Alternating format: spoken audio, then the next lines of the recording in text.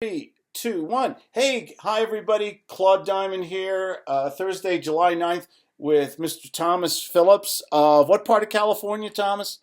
Pasadena, California. Beautiful, Pasadena, California. And he just did his first, he just told me he did his first deal. Why don't you share with everybody watching this, Thomas, what you did, how you did it, and did you go to the Phillips National Bank? Yes, sir. I went to the Phillips National Bank. That's first and foremost. It was a beautiful deal. It was a deal that I had found. Actually, I had been working on it for a couple of months. How did you find it? Actually, through my network, connecting with property owners, property managers.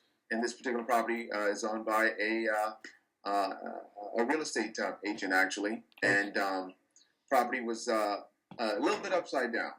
Okay. And Tell everybody what upside down means for those who are new. okay, it means that the mortgage or the balance on the mortgage is higher or more than what the property is worth currently. Okay. Okay, so owner of the property didn't know how to be able to structure this deal in terms of getting out without having his credit tarnished. Didn't want to do a short sale. Definitely did not want to let the property go into foreclosure. Okay. A lot of folks like that. Sure. Right. And we sat down and we worked out a deal where I leased the property for 3 years from the owner. And Was it vacant? Yes. It was vacant, and the property, the payments were up to date.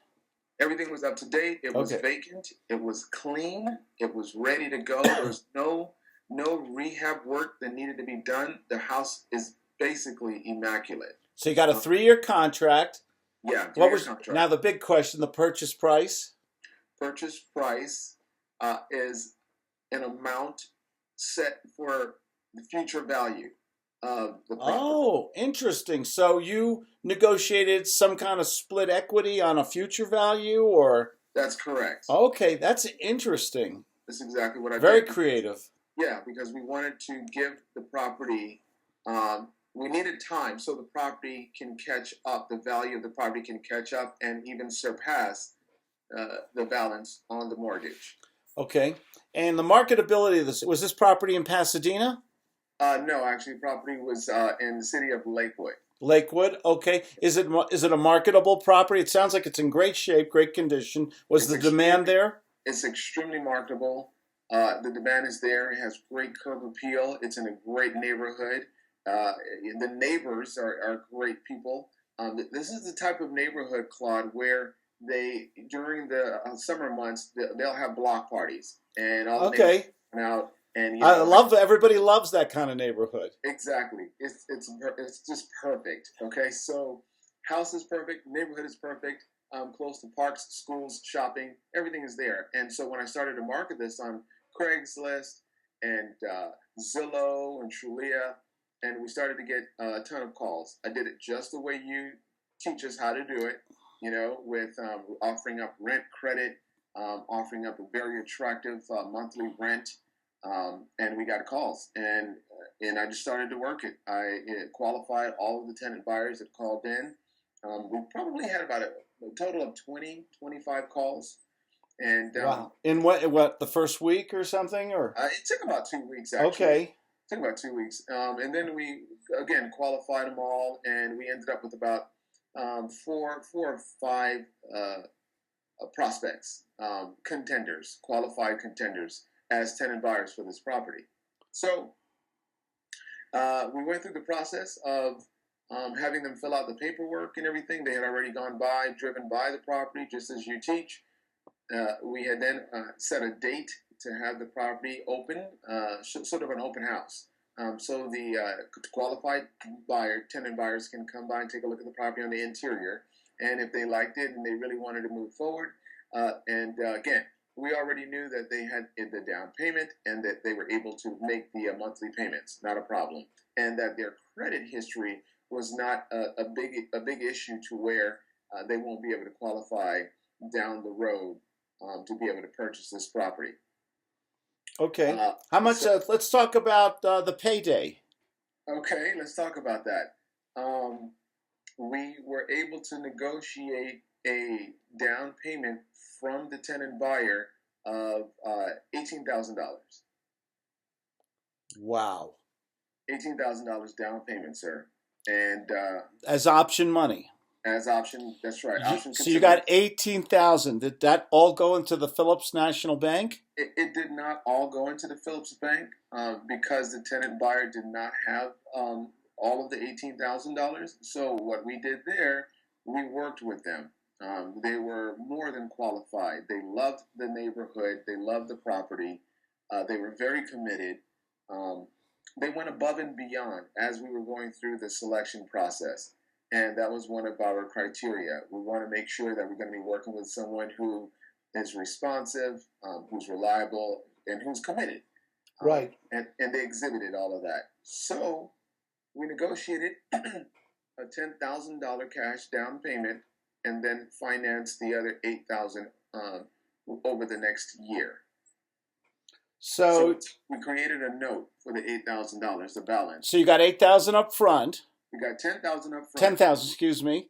10,000 up front. Okay. On a note.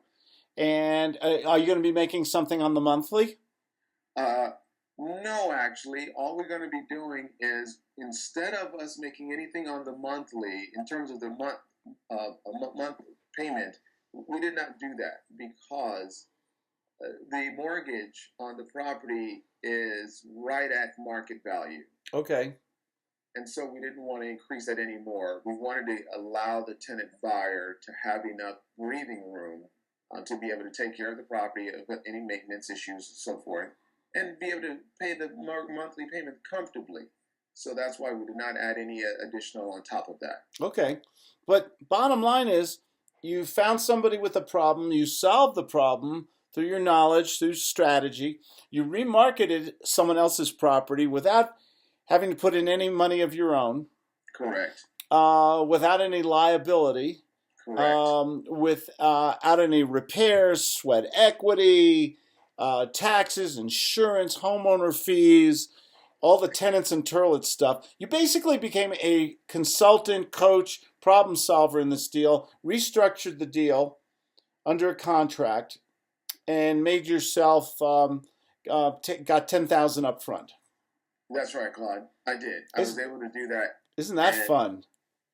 It's beyond fun. I can't even find the words to describe the feeling that I had. And I got to say, to top it off, I made two individual families, two separate families, extremely happy. The two families I'm speaking of, the tenant buyer, of course, very, very excited, very happy, and grateful for the opportunity to be able to purchase a house in this way. And then also the seller, the family that owned the property, they were extremely ecstatic and excited. The fact that their credit is going to be protected and it's not going to be damaged in any way because now they have the solution that they're able to move this property that was going to be potentially a big problem for them. But because I came in and, again, talking with them and consulting with them, just the way you teach it, thank you. I was able to show them another alternative way to solve their problem. Part of persuasion is likability and trust. Yes.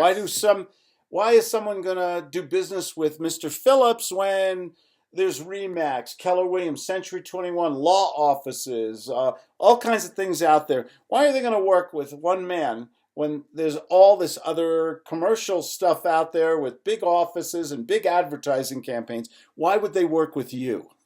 Because of trust and, like you said, likability.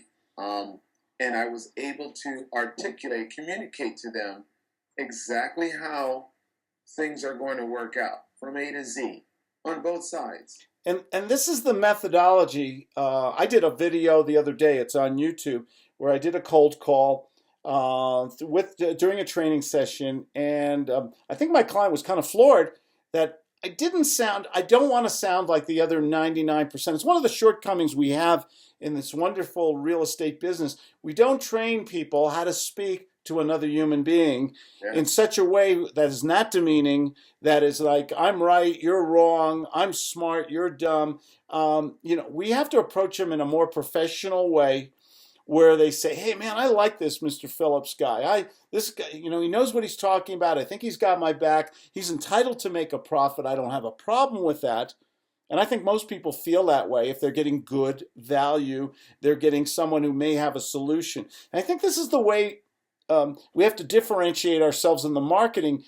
That's why I hate scripts and boilerplate, because I think everybody else sounds the same. And when the prospect has heard the same speech by the same people all the time, they become defensive.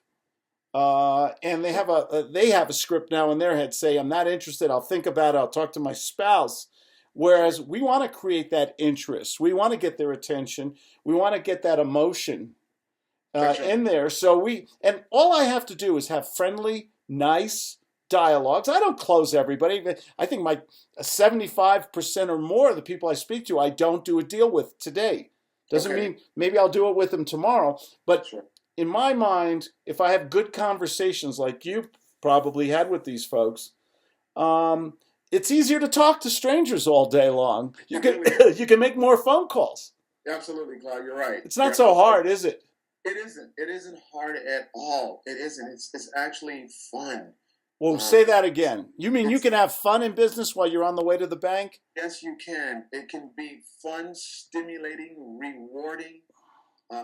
And I had not really experienced that along the way. And you've actually shown, you've opened up another dimension for me. Yeah, and I'm going to just wind this up because YouTube doesn't like, or wherever, they don't like super long videos. But this is so motivating, and I want to thank you for just sharing your story with people. And if someone wants to get hold of you to do a deal or something like that, what should they do?